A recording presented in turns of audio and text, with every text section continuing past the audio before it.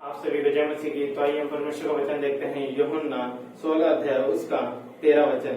परंतु जब वह अर्थात सत्य का आत्मा आएगा तो तुम्हें सब सत्य का मार्ग बताएगा, क्योंकि वह अपनी ओर से नहीं कहेगा परंतु जो कुछ सुनेगा वही कहेगा और आने वाली सब बातें को बताएगा। परमेश्वर का वचन कहता है कि जब सत्य का आत्मा आएगा तो तुम्हें सब बातें बताएगा। मतलब अगर जो परमेश्वर ने एक सहायक, एक आत्मा, सत्य का आत्मा भेजा था, जो परमेश्वर जब गए थे स्वर्ग में, जब वो उठा लिए गए थे तो उन्होंने एक सहायक भेजा हमारे लिए, सत्य का आत्मा भेजा उन्होंने। जो वो आत्मा हमारे अंदर वास करता है तो वो हमें सत्य का मार्ग बताता है, हमें हर एक गलत कामों से करने से हमें रोकता है, हमें बताता है। वो हमारे मन में बातें डालता है कि हमें ये नहीं करना चाहिए, ये गलत है, ये पाप नहीं करना चाहिए, ये व्यभिचार नहीं करना चाहिए, ये गलत चीजें नहीं करनी चाहिए। तो वो हमें सारी बातें बताता है।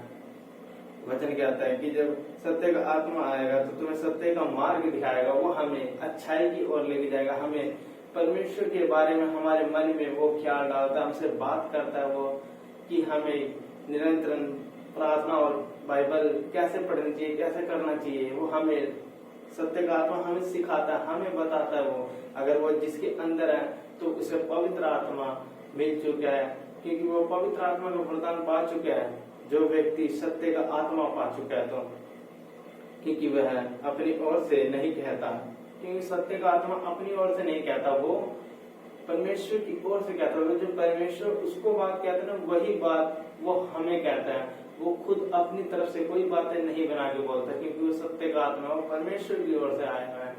तो वो सिर्फ परमेश्वर की बात सुनता है, वो परमेश्वर की बात सुन के हमें बताता है।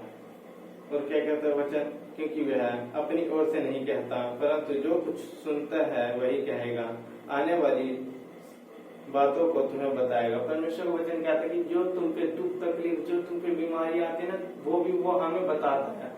उसके लिए भी हमें कहता है कि तुम रेडी हो जाओ।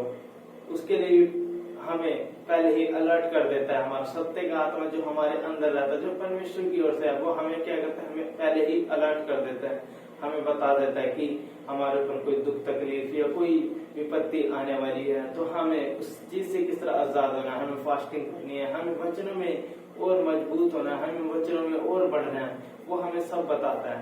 तो इस वचन के द्वारा आप सभी को आशीष मिले। आप सभी को जय मसीह।